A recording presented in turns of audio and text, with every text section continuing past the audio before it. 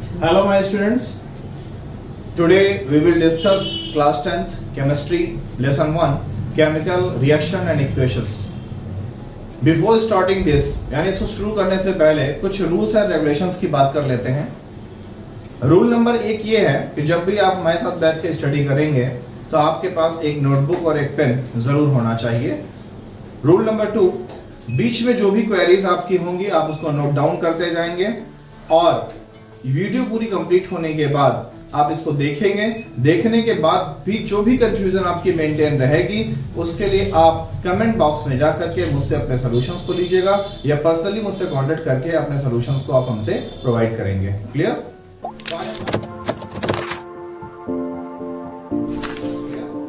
तो आज हम बात करते हैं लेसन नंबर 1 की chemical reaction and chemical equation. तो केमिकल रिएक्शन हमने सुना तो बहुत है, बट आपने ऑब्जर्व किया होगा कि आपके घरों में खाना बनता है जो कि कुछ घंटों के बाद अपने आप उसका टेस्ट जो है, जो उसका ऑर्डर है, गंध है, टेस्ट है, प्रॉपर्टीज जो है उसकी वो चेंज होती जाती हैं, जिसको आप अपनी सरल भाषा में बोलते हो ये खाना खराब हो गया. कोई भी अगर शुगर का सोल्यूशन हमारे घर पे है तो वो डिकम्पोज होता चला जाता है और धीरे धीरे वो खट्टा हो जाता है. ये भी एक केमिकल रिएक्शन है. इवन घरों में जो रोटियां बनती हैं वो रोटियां सड़ जाती हैं, केमिकल रिएक्शन. तो क्वेश्चन ये होता है कि what is a chemical reaction. तो क्लास 9th में आप लोगों ने स्टडी की थी physical change and chemical change. तो फिजिकल चेंज क्या होता है? फिजिकल चेंज वो चेंज होते हैं जिन चेंजों में केवल चेंज ऑफ स्टेट होता है, प्रॉपर्टीज चेंज नहीं होती.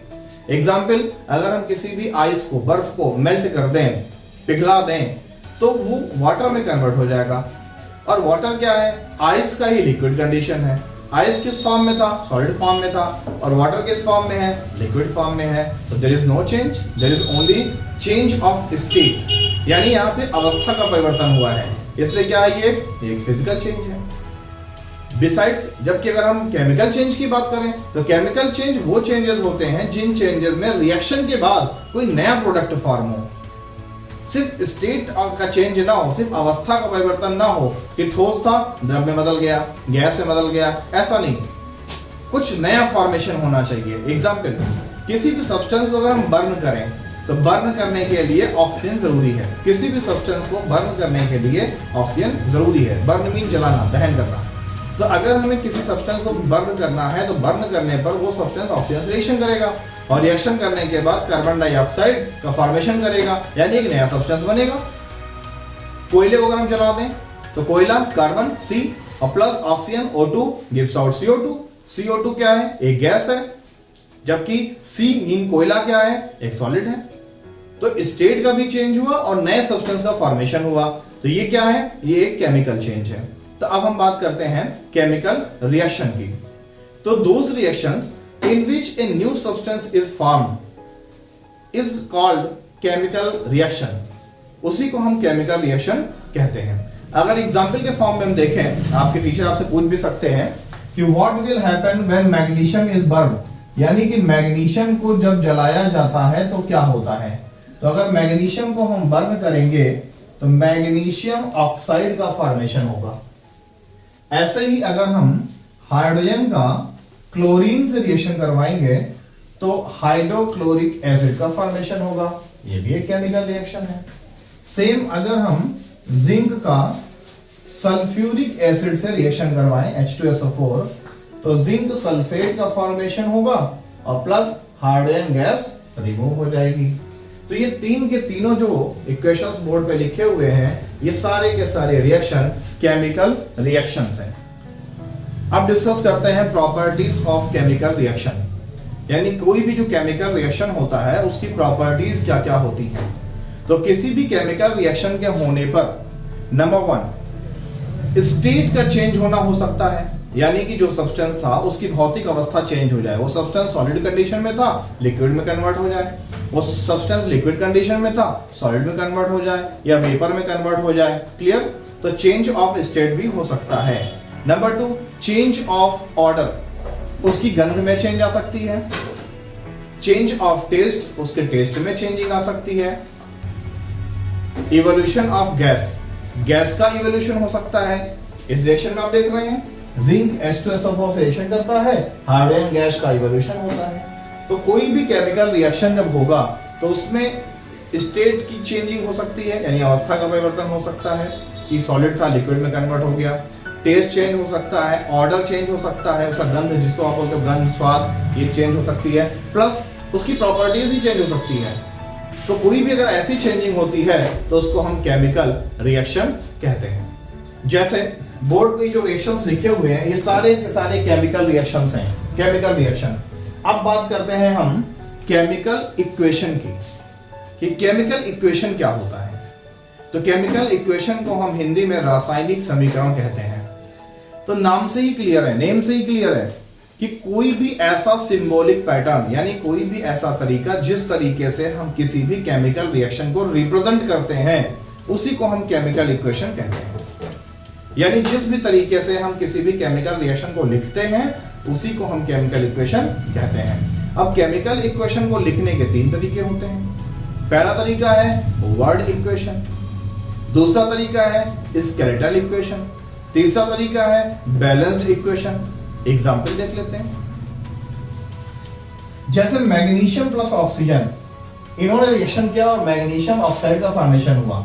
तो अगर हम यहां पर लिखें मैग्नीशियम की spelling magnesium plus oxygen gives out magnesium oxide,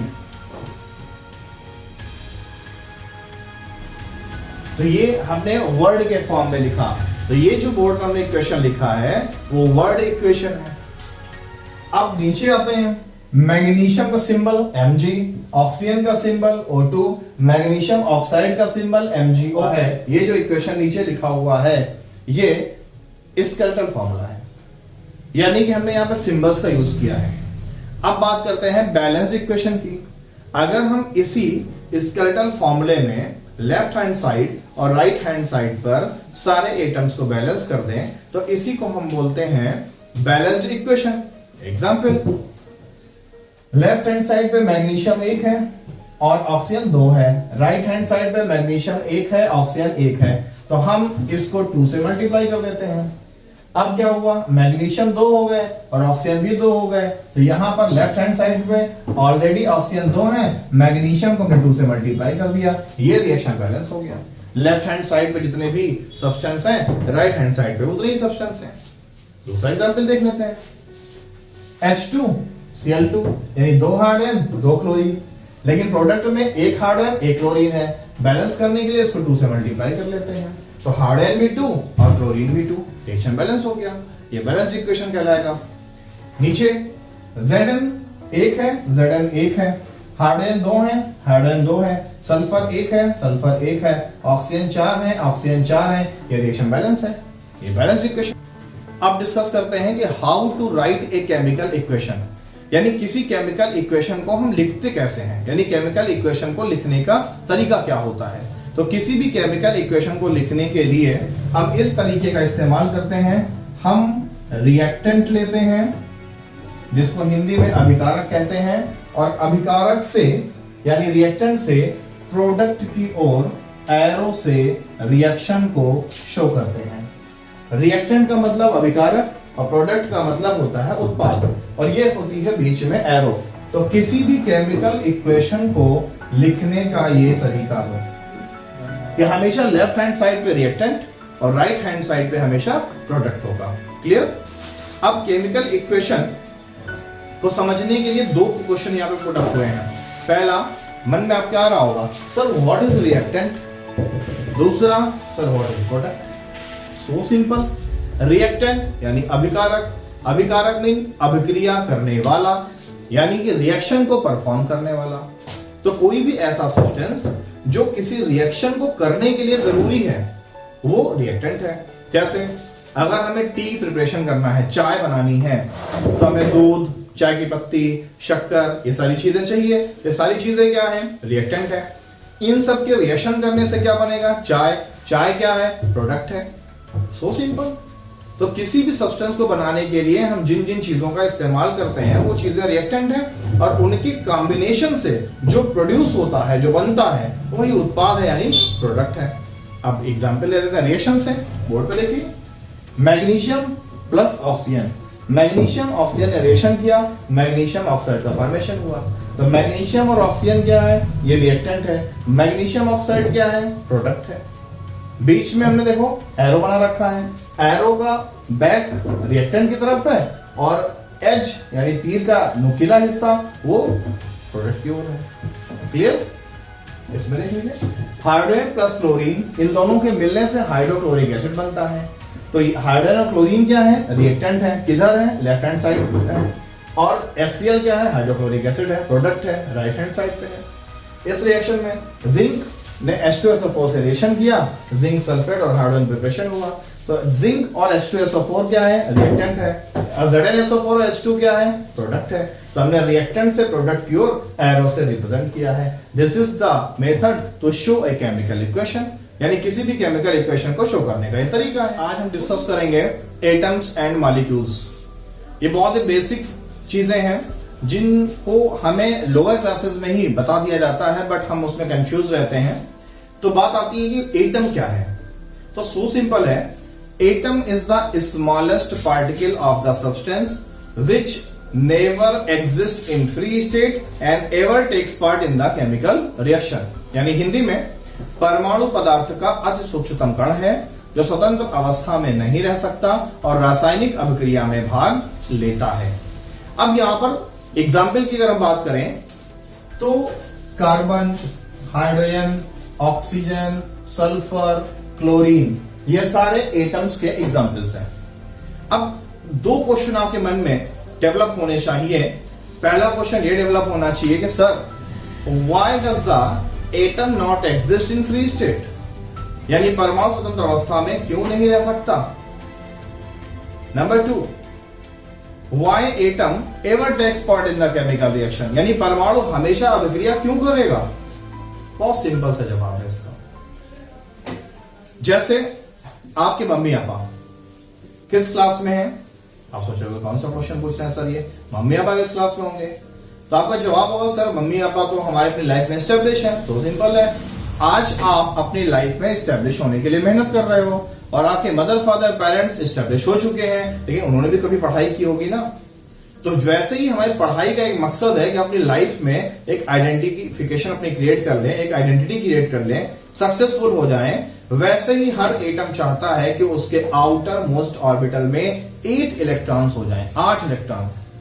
दुनिया का हर परमाणु अपने बाह्यतम कक्षा में आउटर मोस्ट ऑर्बिटल में 8 इलेक्ट्रॉन चाहता है, हाइड्रोजन और हीलियम को छोड़ करके। क्यों? क्योंकि हाइड्रोजन और हीलियम अपने आउटर मोस्ट ऑर्बिटल में 2 इलेक्ट्रॉन रख करके फुलफिल्ड हो जाते हैं। तो मैं जो भी बात करूंगा हाइड्रोजन और हीलियम को छोड़ करके बात करूंगा। तो हाइड्रोजन और हीलियम के अलावा हर एटम अपने आउटर मोस्ट ऑर्बिटल में 8 इलेक्ट्रॉन कंप्लीट करना चाहता है। तो इसीलिए वो इंडिपेंडेंट नहीं रह सकता, यानी स्वतंत्र अवस्था में नहीं रह सकता, क्योंकि उसकी कक्षाएं अधूरी हैं। और इन्हीं को पूरा करने के लिए कि उसके आउटर मोस्ट ऑर्बिटल में 8 इलेक्ट्रॉन हो जाएं, वो लगातार रिएक्शन करता रहेगा। एग्जाम्पल देखते हैं। ऑक्सीजन का एटॉमिक नंबर 8, फर्स्ट सेल में 2 इलेक्ट्रॉन, सेकंड सेल में 6 इलेक्ट्रॉन। तो आउटर मोस्ट ऑर्बिटल कौन सा है? ये है। इसमें कितने इलेक्ट्रॉन होने चाहिए? इसमें 8 होने चाहिए। है कितने? 6। कितने कमी? 2 की। इस 2 इलेक्ट्रॉन को पाने के लिए ये ऑक्सीजन रिएक्शन करता रहेगा। Chlorine atomic number 17, 2, 8, 7। क्लोरीन के आउटर मोस्ट ऑर्बिटल में इलेक्ट्रॉन कितने? 7। होने कितने चाहिए? 8। तो ये क्लोरीन भी इस आउटर मोस्ट ऑर्बिटल को कंप्लीट करने के लिए रिएक्शन करता रहता है। तो इसीलिए परमाणु यानी एटम इंडिपेंडेंट यानी स्वतंत्र अवस्था में नहीं रह सकता और रासायनिक अभिक्रिया में भाग लेगा। कब तक भाग लेगा? जब तक उसका outer most orbital completely filled ना हो जाए। तो उम्मीद करते हैं कि एटम आपको समझ में आया होगा। अब बात करते हैं मॉलिक्यूल्स की। मॉलिक्यूल्स मीन अणु, हिंदी में अणु बोलते हैं। तो जब अणु कोई भी फॉर्म होता है यानी कोई भी अणु बनता है तो वो परमाणुओं के जुड़ने से बनता है। सेम ऐसे समझ लीजिए कि जो बड़ी सी दीवार होती है, ये मान लो केमिस्ट्री में एक अणु है और दीवार का सबसे छोटा कंपोनेंट, सबसे छोटा भाग कौन सा है? एक ईंट, वो परमाणु है।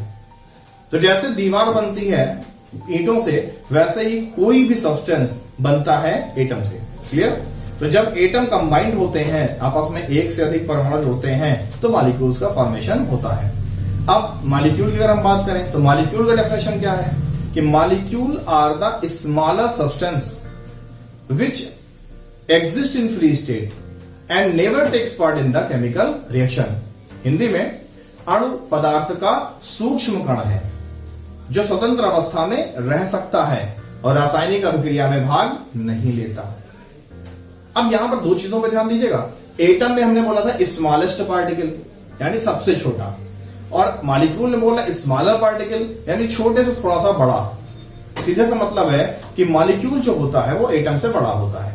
जब कई एटम मिलेंगे तो मॉलिक्यूल बनेगा, जब कई ईंट मिलेंगी तो दीवार बनेगा। एग्जाम्पल देखते हैं। Oxygen plus oxygen gives out oxygen molecule. Chlorine plus chlorine gives out chlorine molecule. तो मॉलिक्यूल का फॉर्मेशन तभी होगा जब दो या दो से ज्यादा एटम आपस में अटैच टुगेदर हो। क्लियर? अब यहां पर क्वेश्चन पुटअप होता है कि कोई भी मॉलिक्यूल इंडिपेंडेंट कैसे रह सकता है जबकि एटम नहीं रह सकता था। तो एटम क्यों नहीं रह सकता था? क्योंकि एटम का outer most orbital completely filled नहीं था, उसके आउटर मोस्ट ऑर्बिटल में 8 इलेक्ट्रॉन पूरे नहीं थे। अगर मॉलिक्यूल रह सकता है तो जरूर मॉलिक्यूल के आउटर मोस्ट ऑर्बिटल में 8 इलेक्ट्रॉन पूरे होंगे। कैसे होंगे देखते हैं। ये ऑक्सीजन, इस ऑक्सीजन का एटॉमिक नंबर है 8। फर्स्ट सेल में 2 इलेक्ट्रॉन, सेकंड सेल में 6 इलेक्ट्रॉन। तो ये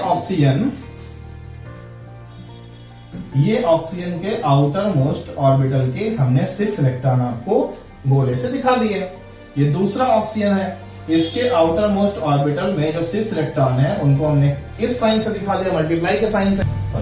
अब ये ऑक्सीजन इस ऑक्सीजन से 2 इलेक्ट्रॉन मांगेगा, तो भाई हमको अपने 2 इलेक्ट्रॉन दे दो, हमारे पास 6 और +2 8 हो जाए।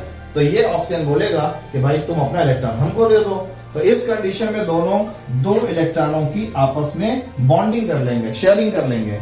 इसका फायदा क्या होगा कि ये जो शेयरिंग इलेक्ट्रॉन है इस पर दोनों का अधिकार होगा, दोनों का हक होगा। अब काउंट कर लीजिए, 2 इलेक्ट्रॉन ये, 2 इलेक्ट्रॉन ये, 4 5 6 7 और 1 8। तो 8 इलेक्ट्रॉन्स इसके आउटर मोस्ट ऑर्बिटल में हो गए। इसकी बात करते हैं तो 2 + 2 4 और 2 6 और 2 8, 8 इलेक्ट्रॉन इसके पास भी हो गए। तो O + O gives out O2। तो ऑक्सीजन का मॉलिक्यूल बन गया। किससे बना? ऑक्सीजन के 2 एटम्स के जुड़ने से बना। सेम ऐसे ही क्लोरीन के आउटर मोस्ट ऑर्बिटल में 7 इलेक्ट्रॉन है, इसके पास भी 7 इलेक्ट्रॉन होंगे। दोनों एक एक इलेक्ट्रॉन की बॉन्डिंग कर लेंगे और Cl2 का फॉर्मेशन हो जाएगा। तो उम्मीद करता हूं कि आपको एटम और मॉलिक्यूल में किसी भी तरह कोई कंफ्यूजन नहीं रह गया होगा। फिर भी कोई कंफ्यूजन अगर आपको होगा तो कमेंट बॉक्स में आप हमें कमेंट करके अपने इस कंफ्यूजन को दूर कर सकते हैं। हम इस वीडियो में जानेंगे कि केमिकल इक्वेशंस को बैलेंस कैसे करते हैं, जिसको लेकर बहुत प्रॉब्लम होती है। बट ये बहुत इजी है, बहुत इजी है। एग्जाम्पल देखते हैं। Fe यानी आयरन, ये रिएक्शन करेगा वाटर से और फॉर्मेशन करेगा Fe3O4 का। Fe3O4 को हम फेरिक ऑक्साइड बोलते हैं क्योंकि यहाँ पर Fe की वैलेंसी +3 होती है, आगे आप जानेंगे, और हाइड्रोजन का फॉर्मेशन होता है। लेकिन अगर इस रिएक्शन को हम देखें तो ये रिएक्शन एक स्केलेटल फॉर्मूला है, बैलेंस्ड नहीं है। चेक करना चाहो चेक कर लो। Fe1 है, Fe3 है, यही फॉल्ट है।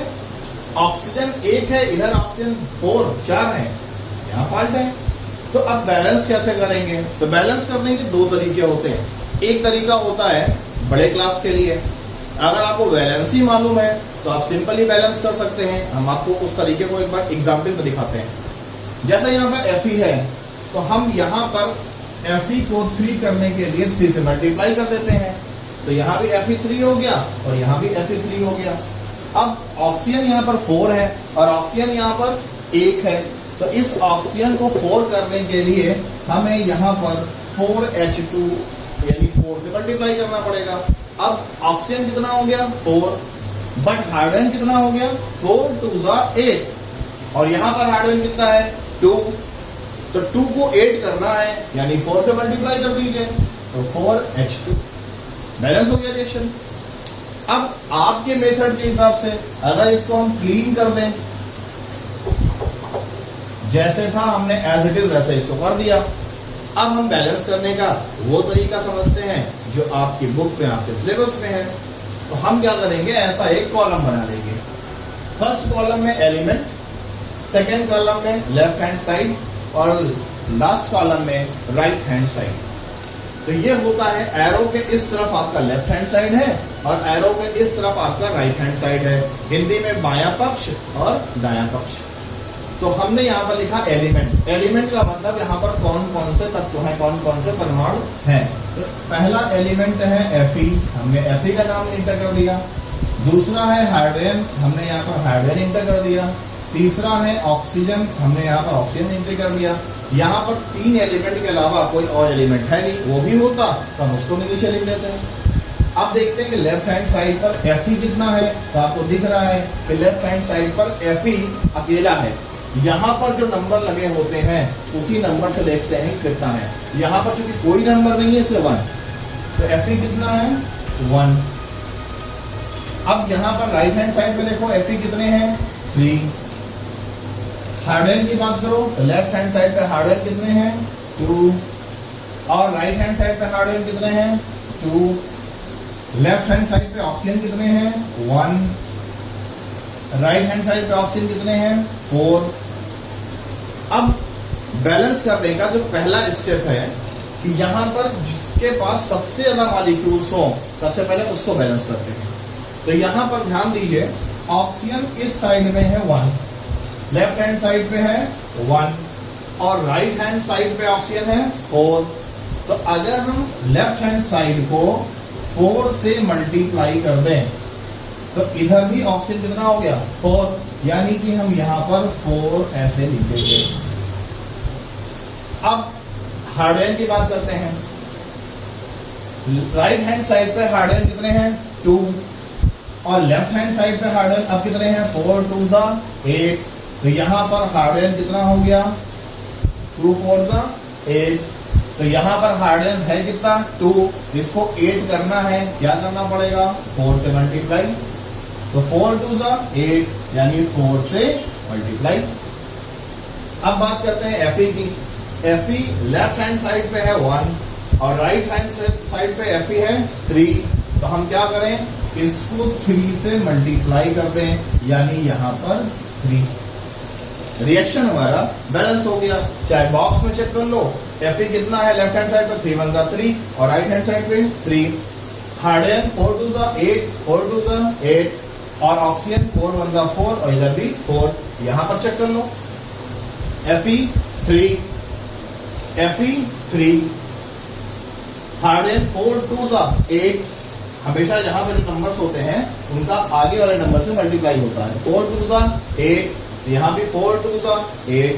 अब ऑक्सीजन की बात करते हैं, ये 4 और ये O यानी 4 ऑक्सीजन है। ऑक्सीजन के पास यहाँ कोई नंबर तो लिखा नहीं, वरना मल्टीप्लाई होता। तो 4 ऑक्सीजन और यहाँ भी ऑक्सीजन 4, रिएक्शन बैलेंस हो गया। दूसरा एग्जाम्पल लेते हैं। अब इस एग्जाम्पल में हम देखते हैं इसका स्केलेटल फॉर्मूला है। यहाँ पर SnCl2 है। SnCl2 को हम स्टेनस क्लोराइड बोलते हैं क्योंकि यहाँ पर Sn की वैलेंसी +2 है। FeCl3 को फेरिक क्लोराइड बोलते हैं क्योंकि यहाँ पर Fe की वैलेंसी +3 है। SnCl4 को स्टैनिक क्लोराइड बोलते हैं क्योंकि यहाँ पर Sn की वैलेंसी 4 है।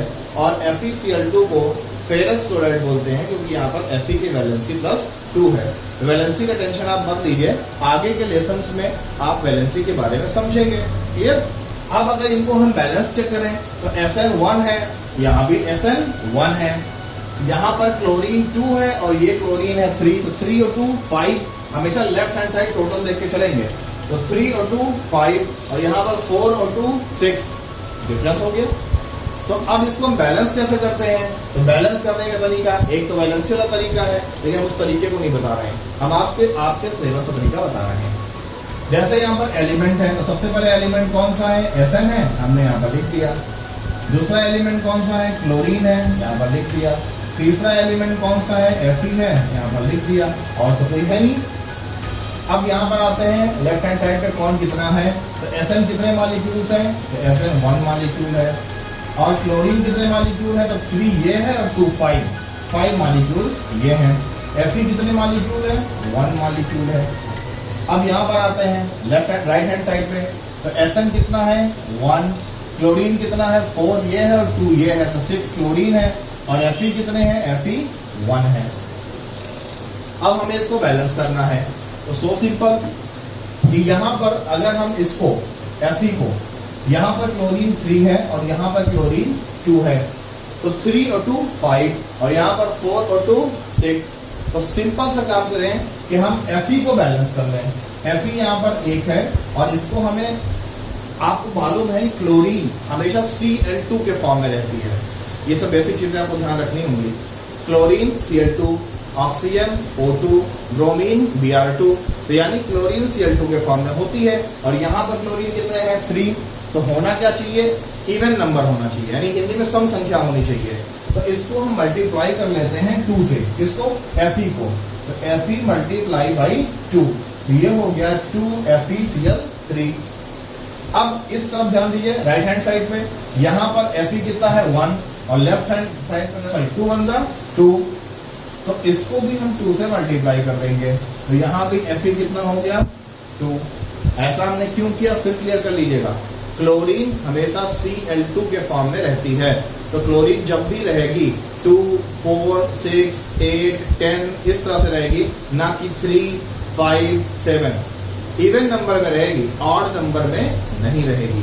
तो अब देखिए SN1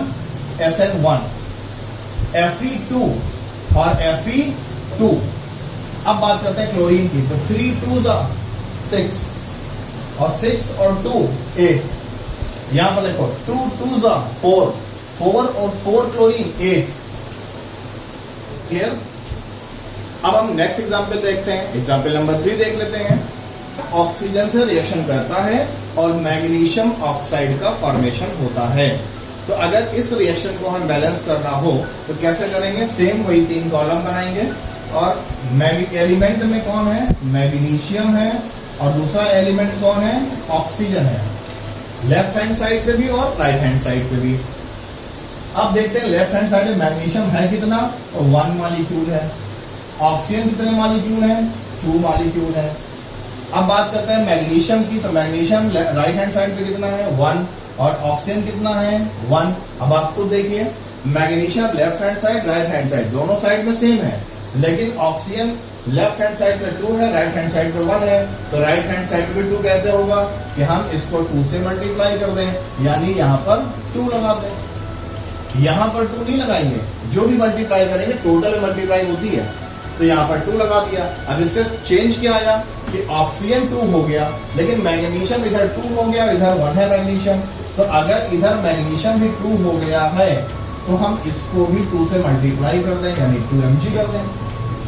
तो रिएक्शन बैलेंस हो गया 2 mg plus O2 gives out 2 MgO। ये भी रिएक्शन आपका बैलेंस हो गया।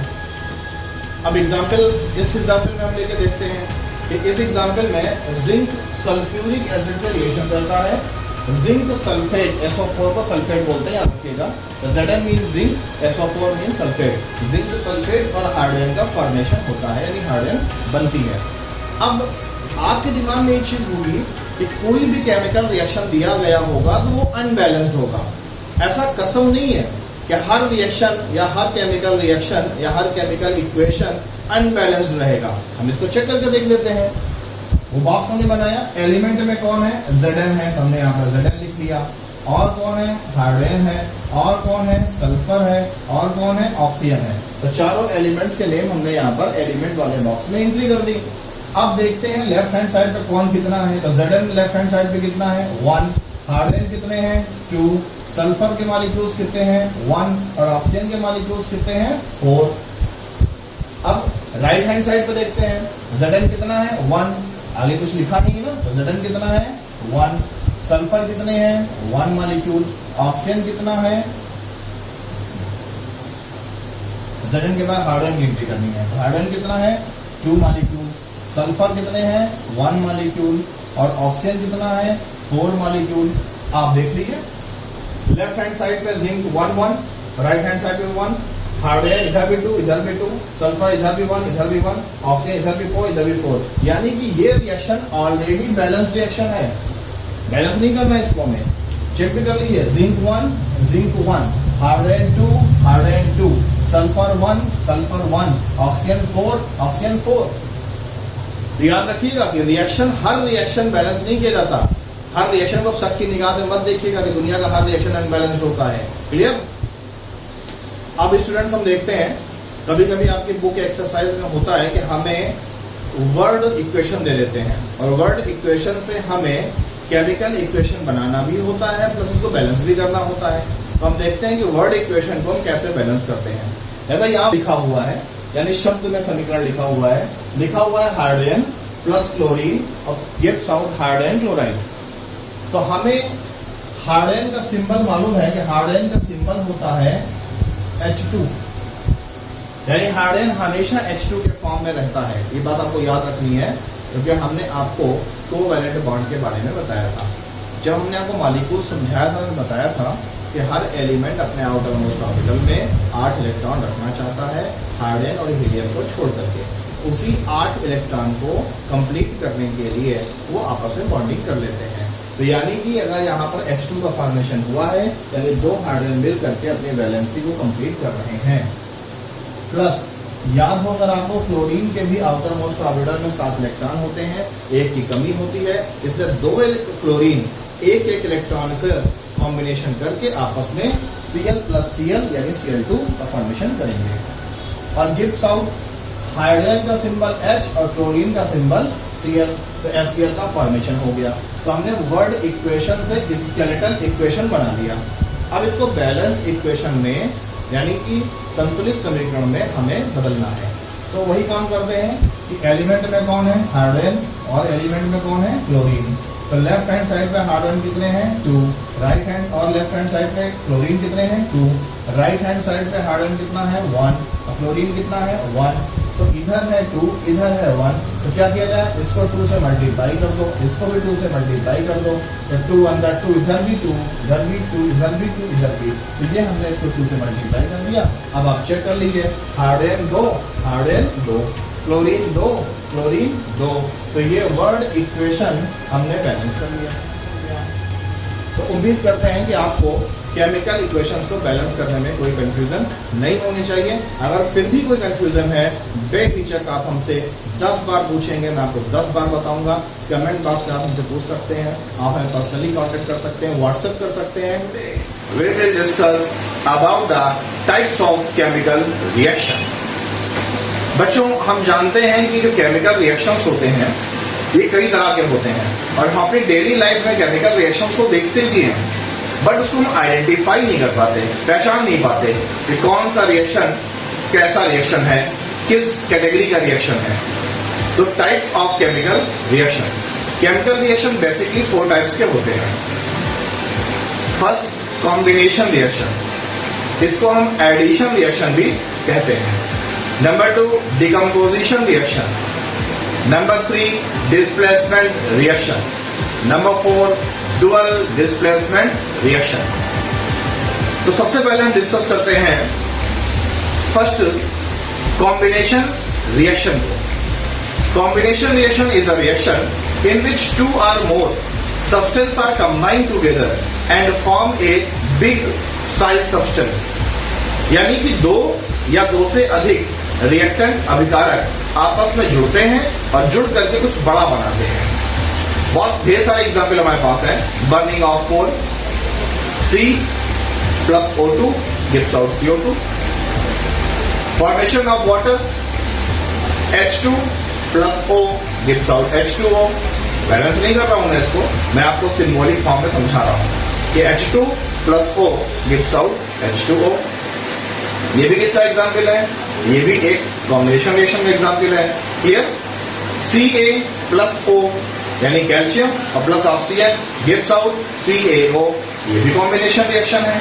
S+O2 गिव्स आउट SO2, ये भी सल्फर डाइऑक्साइड का फॉर्मेशन कॉम्बिनेशन रिएक्शन है। इसको आप एडिशन रिएक्शन भी कह सकते हैं। क्यों? क्योंकि यहाँ पर 2 एलिमेंट्स आपस में कंबाइन हो रहे हैं। जैसे अभी आपने देखा कि सल्फर और प्लस ऑक्सीजन आपस में कंबाइन हो गए, किसका फॉर्मेशन हुआ, सल्फर डाइऑक्साइड का। हाइड्रोजन और प्लस वाटर कंबाइन हुए, किसका फॉर्मेशन हुआ, वाटर का।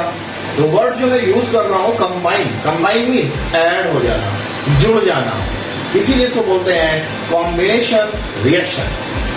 अगर ऐसे ही हम कोई भी ऑर्गेनिक सब्सटेंस ले लें और उसको ऑक्सीजन के प्रेजेंस में बर्न कर दें तो वो भी कार्बन डाइऑक्साइड का फॉर्मेशन कर देगा, जैसे CH4 plus O2 gives out CO2 और प्लस H2O। अब बैलेंस आप करिएगा इसको, ये बैलेंस कैसे होता है, बैलेंस करना मैंने आपको बता रखा है। अब एक एक्टिविटी हम लेते हैं कि हम कैल्शियम ऑक्साइड को वाटर में डिसॉल्व करते हैं, तो हम क्या चेंज देखते हैं। ये एक्टिविटी आपकी बुक में है भी।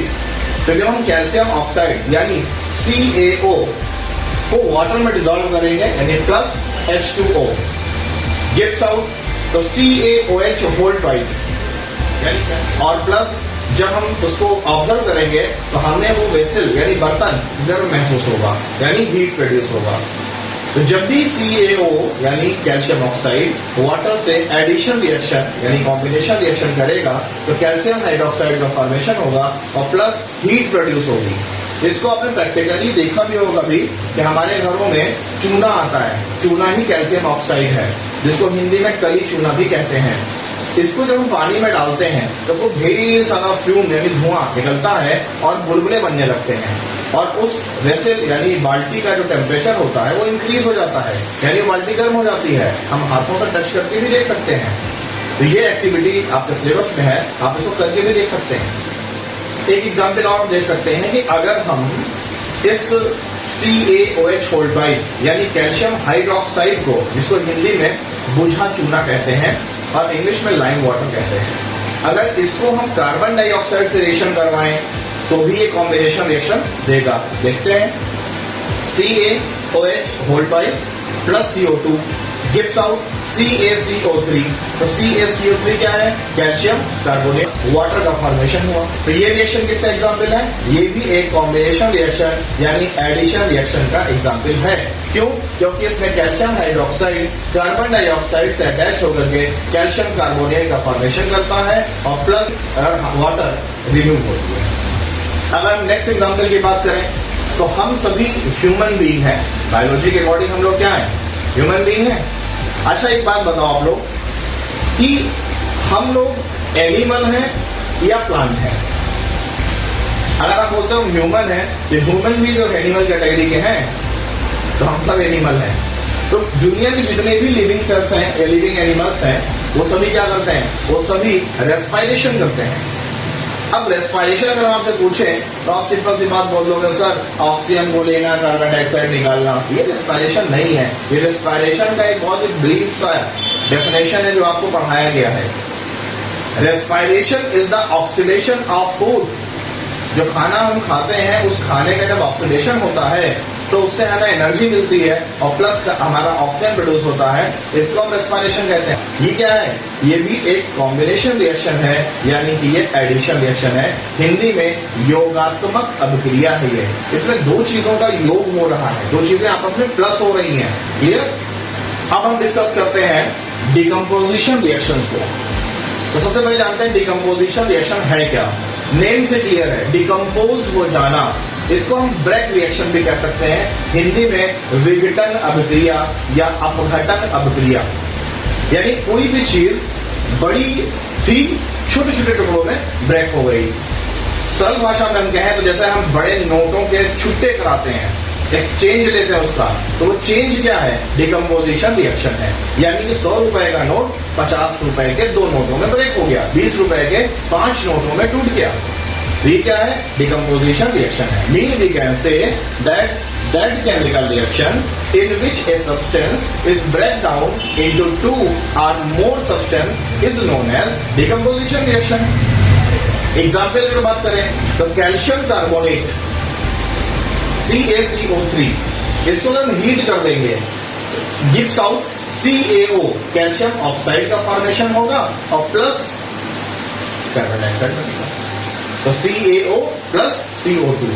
तो ये जो ब्रेक डाउन हुआ है कैल्शियम कार्बोनेट का, ये किसका एग्जाम्पल है, डिकम्पोजिशन रिएक्शन का। आपको दिख भी रहा है कि CaCO3 ब्रेक हो गया CaO और CO2 में, ये एक डिकम्पोजिशन रिएक्शन। ऐसे ही अगर हम फेरस सल्फेट FeSO4 को डिकम्पोज करें तो ये भी कैसे डिकम्पोज होगा देखते हैं। तो FeSO4 फेरस सल्फेट है, बैलेंसिंग आप देखिएगा इसको। तो FeSO4 को अगर हम ब्रेक करेंगे तो ये फेरिक ऑक्साइड यानी Fe2O3 प्लस सल्फर डाइऑक्साइड यानी SO2 और प्लस सल्फर ट्राइऑक्साइड यानी SO3 में ब्रेक हो जाएगा।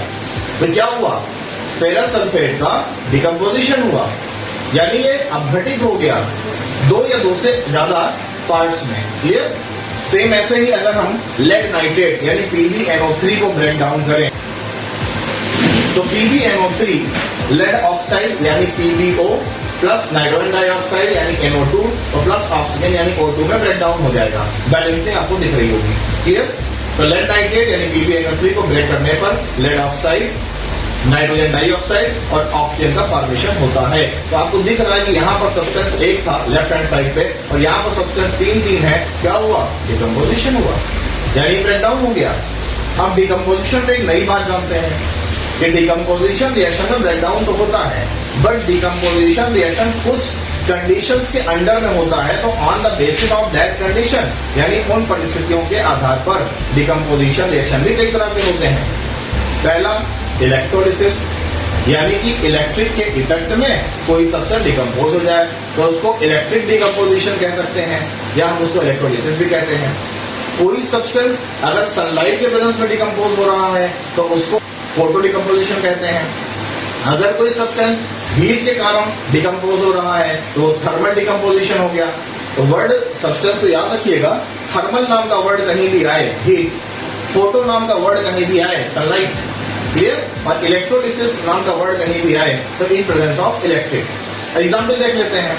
अगर हम इलेक्ट्रोलिसिस की बात करें तो electrolysis is a decomposition in which a substance is decompose in presence of electricity.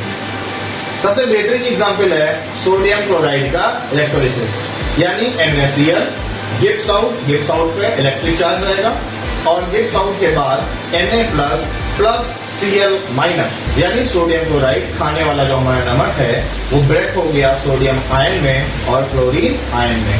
ये क्या था, ये एक इलेक्ट्रिक डिकम्पोजिशन का एग्जाम्पल है। अब बात करते हैं हम, तो फोटो डिकम्पोजिशन में सनलाइट के प्रेजेंस में डिकम्पोजिशन होगा। प्रोसेस वही है डिकम्पोजिशन, बट प्रेजेंस किसका है, सनलाइट का, इसलिए इसका नाम क्या हो गया, फोटो डिकम्पोजिशन। अगर हम एग्जांपल देखें तो सिल्वर क्लोराइड AgCl, अगर इसको सनलाइट के प्रेजेंस में हम डिकम्पोज करेंगे तो Ag प्लस और Cl माइनस में ब्रेक हो जाएगा। एक एग्जाम्पल और ले सकते हैं, फास्फोरस पेंटाक्लोराइड यानी PCl5। अगर हम PCl5 को हीट करें या सनलाइट के प्रेजेंस में रखेंगे तो PCl5 gives out PCl3 plus Cl2, इस तरह से डिकम्पोज हो जाएगा। और लास्ट डिस्कस कर लेते हैं थर्मल डिकम्पोजिशन की। तो अभी हमने ऊपर एग्जांपल देखा था कि कैल्शियम कार्बोनेट यानी CaCO3 गिव्स आउट हीट के प्रेजेंस में ये CaO calcium oxide plus CO2 carbon dioxide में ब्रेक हो गया। तो ये क्या था, ये था तो डिकम्पोजिशन ही, बट किसके प्रेजेंस में हुआ, हीट के प्रेजेंस में, इसलिए थर्मल डिकम्पोजिशन है। तो photo mean light, thermal mean heat और electrolysis mean in presence of electric current. अब डिस्कस करते हैं हम डिस्प्लेसमेंट रिएक्शंस का। हिंदी में बोलते हैं विस्थापन अभिक्रिया या प्रतिस्थापन अभिक्रिया। तो डिस्प्लेस के वर्ड की मीनिंग ही क्लियर है, डिस्प्लेस कर देना, अपने प्लेस से उसको किसी एन अदर प्लेस पर शिफ्ट कर देना। यानी कि कोई यहां पर था अब वो वहां पर है, या कोई भी सब्सटेंस इनके साथ था अब वो इनके साथ है, तो इसको बोलते हैं डिस्प्लेसमेंट रिएक्शन। ये होता दो तरह से है, अगर किसी एक सब्सटेंस में डिस्प्लेस हो रहा है तो वो है सिंगल डिस्प्लेसमेंट रिएक्शन, और अगर दोनों सब्सटेंस उसमें इन्वॉल्व है तो डबल डिस्प्लेसमेंट रिएक्शन है। तो हम पहले बात करते हैं सिंगल डिस्प्लेसमेंट रिएक्शन की। सिंगल डिस्प्लेसमेंट रिएक्शन का अगर एग्जाम्पल हम देखें तो सपोज दैट कि हमने कॉपर सल्फेट का सॉल्यूशन लिया, तो CuSO4 और plus Zn, zinc gives out, तो जिंक इस CuSO4 से SO4 को ले लेगा और बन जाएगा ZnSO4 और प्लस Cu डिस्प्लेस हो जाएगा, डिस्प्लेसमेंट रिएक्शन हो गया। सेम ऐसे अगर हम CuSO4 का सॉल्यूशन लें और प्लस Fe उसके अंदर डिसॉल्व कर दें, तो Fe क्या करेगा कि Cu से उसका SO4 ले लेगा और बना देगा FeSO4 और प्लस Cu को डिस्प्लेस कर देगा। ऐसे ही एक रिएक्शन आपने देखा है Zn प्लस H2SO4, यानी जिंक जब सल्फ्यूरिक एसिड से रिएक्शन करता है तो सल्फ्यूरिक एसिड का SO4 ये Zn ले लेता है और gives out ZnSO4 plus H2। ये हाइड्रोजन प्रिपरेशन की लैबोरेटरी मेथड भी है। तो ये भी क्या है, डिस्प्लेसमेंट रिएक्शन है। बट इसमें इन सभी रिएक्शंस में जो डिस्प्लेसमेंट हो रहा है वो किसी एक सब्सटेंस में हो रहा है, इसलिए क्या है, सिंगल डिस्प्लेसमेंट रिएक्शन है। क्लियर? अब डिस्कस करते हैं डुअल डिस्प्लेसमेंट रिएक्शन को, हिंदी में द्विप्रतिस्थापी अभिक्रिया। तो अभी हमने डिस्प्लेसमेंट रिएक्शन को समझा, इसमें किसी एक सब्सटेंस का डिस्प्लेस होता है। अब अगर यही डिस्प्लेसमेंट दो चीजों में होने लगे, दो सब्सटेंस में होने लगे, तो डबल डिस्प्लेसमेंट रिएक्शन है। तो कुछ खास नहीं है। एग्जांपल देख लेते हैं कि Na2SO4 यानी सोडियम सल्फेट को अगर हम बेरियम क्लोराइड से रिएक्शन करवा दें BaCl2 से, तो बेरियम यहां से SO4 को अपने साथ अटैच कर लेगा। अभी तक SO4 था किसके पास, सोडियम के पास, अब किसके साथ अटैच है, बेरियम के साथ में। तो गिव्स आउट BaSO4 और प्लस NaCl, यानी बेरियम सल्फेट और सोडियम क्लोराइड बन गया। तो इन दोनों ने, सोडियम ने अपने सल्फेट को और बेरियम क्लोराइड ने अपने क्लोरीन को एक दूसरे से एक्सचेंज कर लिया। तो क्या हुआ, डुअल डिस्प्लेसमेंट रिएक्शन हुआ। क्यों? क्योंकि इस रिएक्शन में सोडियम का सल्फेट भी इन्वॉल्व था और बेरियम का क्लोराइड भी इन्वॉल्व था। डिस्कस करते हैं, उसी का एक पार्ट है ऑक्सीडेशन एंड रिडक्शन। हिंदी में ऑक्सीकरण और अपचयन, क्लास 12 के लिए भी यूजफुल है कि ऑक्सीडेशन और रिडक्शन होता क्या है। तो ऑक्सीडेशन रिडक्शन के दो कॉन्सेप्ट्स हैं, लेकिन जो कॉन्सेप्ट क्लास 10 में है वो ओल्ड कॉन्सेप्ट है। ऑक्सीजन का लेना, हाइड्रोजन को देना, ये कॉन्सेप्ट ओल्ड कॉन्सेप्ट है। और न्यू कॉन्सेप्ट जो है वो आप हायर क्लासेस में क्लास 12 में चल करके पढ़ेंगे। बट हम आज यहीं पर आपको दोनों कॉन्सेप्ट समझाने की कोशिश करते हैं। तो सबसे पहले ऑक्सीडेशन। ऑक्सीडेशन का मतलब होता है ऑक्सीकरण, यानी oxidation is a process in which any substance attach A oxygen molecule OR remove hydrogen, यानी कोई भी ऐसी अभिक्रिया जिस अभिक्रिया में कोई भी पदार्थ अपने साथ ऑक्सीजन को जोड़ता है या हाइड्रोजन को रिमूव करता है या किसी पॉजिटिव एलिमेंट को रिमूव करता है, उस अभिक्रिया को हम ऑक्सीडेशन अभिक्रिया यानी ऑक्सीकरण अभिक्रिया कहते हैं। अगर हम एग्जाम्पल देखें तो C+O2 गिव्स आउट CO2, यानी कार्बन ने अपने साथ ऑक्सीजन को जोड़ा और कार्बन डाइऑक्साइड का फॉर्मेशन हुआ। तो इस रिएक्शन में ऑक्सीजन का ऐड हुआ है, इसलिए कार्बन का ऑक्सीडेशन हुआ है यहाँ पर। तो ये रिएक्शन एग्जांपल है ऑक्सीडेशन का। दूसरा, अगर हम हाइड्रोजन को ऑक्सीजन से रिएक्शन करवाएं, यानी H2+O2 गिव्स आउट H2O, तो हाइड्रोजन और ऑक्सीजन रिएक्शन करेंगे और वाटर का फॉर्मेशन होगा। तो हाइड्रोजन ने ऑक्सीजन को ऐड किया, तो यहाँ पर भी क्या हुआ, ऑक्सीडेशन हुआ। ऐसा example S+O2 gives out SO2, तो सल्फर ने ऑक्सीजन को खुद से अटैच किया और सल्फर डाइऑक्साइड का फॉर्मेशन हुआ। यहां भी क्या हुआ, ऑक्सीडेशन हुआ। Pb+O गिव्स आउट PbO, यहां पर लेड का ऑक्सीडेशन हुआ। क्यों? क्योंकि लेड ने ऑक्सीजन को अपने साथ अटैच किया, इसलिए सब क्या हुआ, ऑक्सीडेशन हुआ। अब अगर हम हाइड्रोजन को रिमूव करने की कंडीशन में देखें, हमने आपको बताया ना कि कोई सब्सटेंस ऑक्सीजन को जोड़े अपने साथ, अटैच करे तो ऑक्सीडेशन होता है, या हाइड्रोजन को रिमूव करे तो ऑक्सीडेशन होता है। तो अभी हमने पीछे हाइड्रोजन प्रिपरेशन की लेबोरेटरी मेथड देखा था, यानी हाइड्रोजन की प्रयोगशाला विधि। तो उसी रिएक्शन को देख लीजिए, Zn plus H2SO4 gives out ZnSO4 और प्लस H2। ध्यान दीजिए, इस सेक्शन में क्या रिमूव हुआ, हाइड्रोजन रिमूव हुआ। तो यहाँ पर क्या हुआ, यहाँ भी ऑक्सीडेशन हुआ। क्लियर? अब डिस्कस करते हैं ऑक्सीडेशन के एग्जांपल्स की। तो ऑक्सीडेशन प्रोसेस को आपने अपनी डेली लाइफ में बहुत नजदीक से देखा है, जिस प्रोसेस को हम बोलते हैं कोरिजन, यानी हिंदी में रस्टिंग ऑफ आयरन, लोहे पर जंग लगना। Corrosion is an oxidation process of any metal due to which the metal reduces layer by layer, यानी कि ऑक्सीडेशन में जो संक्षारण क्रिया है, जिसको इंग्लिश में कोरिजन कहते हैं, इस क्रिया में, इस रिएक्शन में कोई भी मेटल के लेयर पर एक ऑक्साइड की फिल्म बन जाती है, यानी उसके ऊपर ऑक्साइड की परत बन जाती है, जिससे वो धीरे धीरे परत दर परत यानी लेयर बाय लेयर डिकम्पोज होता जाता है, जैसे आपने जंग लगे हुए लोहे को खत्म होते देखा है। इसमें जो रिएक्शन होता है उसमें Fe ऑक्सीजन से रिएक्शन करता है, फेरिक ऑक्साइड का प्रिपरेशन करता है और यही लेयर इसको डिकम्पोज कर देती है। तो रस्टिंग ऑफ आयरन एक इंपॉर्टेंट एग्जाम्पल है कोरिजन का, तो कोरिजन को आप लर्न कर लीजिएगा, एग्जाम के लिए इंपॉर्टेंट है। ऑक्सीडेशन का नेक्स्ट एग्जाम्पल अगर हम लें तो रेंसिडिटी, ये भी आपके लिए इंपॉर्टेंट है आपके सिलेबस में। रेंसिडिटी का मतलब एसिडिटी उसमें डेवलप हो जाना। आपने देखा होगा जितने भी फैट मटेरियल्स होते हैं, वसीय पदार्थ होते हैं, चिकने पदार्थ होते हैं, वो टाइम गुजरने के साथ साथ उनका टेस्ट, उनकी स्मेल चेंज होती जाती है। क्यों? क्योंकि उनके अंदर भी ऑक्सीडेशन यानी ऑक्सीकरण अभिक्रिया हो जाती है, जिससे कि वो डिकम्पोज होने लगते हैं। इसी प्रोसेस को रेंसिडिटी कहते हैं, यानी कि वसीय पदार्थों का खत्म हो जाना या खराब हो जाना। और इन पदार्थों को हम रेंसिडिटी होने से बचाने के लिए इनमें हम एंटीऑक्सीडेंट मिलाते हैं। एंटीऑक्सीडेंट वो सब्सटेंस होते हैं जो ऑक्सीजन के इफेक्ट को कम करते हैं। याद रखिएगा, एंटीऑक्सीडेंट, एंटी माने दुश्मन, किसका? ऑक्सीडेंट, ऑक्सीजन का दुश्मन। तो ऐसे सब्सटेंस को मिलाने से रेंसिडिटी को रिमूव किया जा सकता है। तो रेंसिडिटी आपके लिए इंपॉर्टेंट है। एक क्वेश्चन आपके टीचर आपसे पूछ सकते हैं कि why would the colour of iron nail changed when it dipped in the copper sulphate solution, यानी कॉपर सल्फेट सॉल्यूशन में डूबी हुई लोहे की कीलों का रंग चेंज क्यों हो जाता है। तो अभी आपने डिस्प्लेसमेंट रिएक्शन पढ़ा था।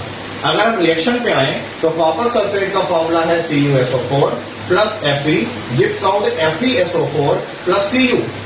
तो चूंकि Fe यानी आयरन कॉपर सल्फेट में से कॉपर को डिस्प्लेस कर देता है, तो इसी कॉपर की लेयर के कारण आयरन की जो कीलें होती हैं, लोहे की कीलें जो होती हैं, उनका कलर चेंज हो जाता है। अब डिस्कस करते हैं रिडक्शन को। तो रिडक्शन ऑक्सीडेशन का अपोजिट। ऑक्सीडेशन में ऑक्सीजन का ऐड होता था, हाइड्रोजन का रिमूवल होता था। रिडक्शन में हाइड्रोजन ऐड होगा और ऑक्सीजन का रिमूवल होगा। Mean reduction is a process in which any substance attach the hydrogen and remove the oxygen or negative elements. It's known as reduction process. तो अगर हम रिडक्शन प्रोसेस को देखें तो इसमें ऑक्सीजन का रिमूवल हो जाएगा। अब अगर हम एग्जाम्पल दें रिडक्शन का, Q प्लस ऑक्साइड ले लें CuO और इसका हाइड्रोजन से रिएक्शन करवा दें H2 से, तो ये H2 इस ऑक्सीजन को ले लेगा और Cu रिमूव हो जाएगा।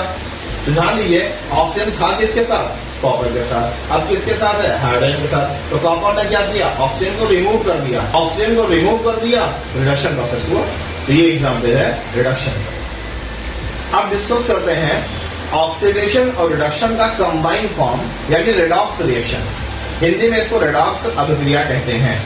तो इस पे जाने से पहले एक चीज समझते हैं कि प्रॉफिट और लॉस, यानी लाभ और हानि, दोनों क्रिया एक साथ होती है। दोनों प्रोसेस हमेशा एक साथ होता है। जैसे अगर हम किसी भी दुकानदार के पास गए और हमने उससे पूछा कि भाई साहब ये साबुन कितने का है, तो उसने कहा कि ये साबुन 10 रुपए का है। तो क्या वो साबुन उसने 10 रुपए का ही खरीदा है?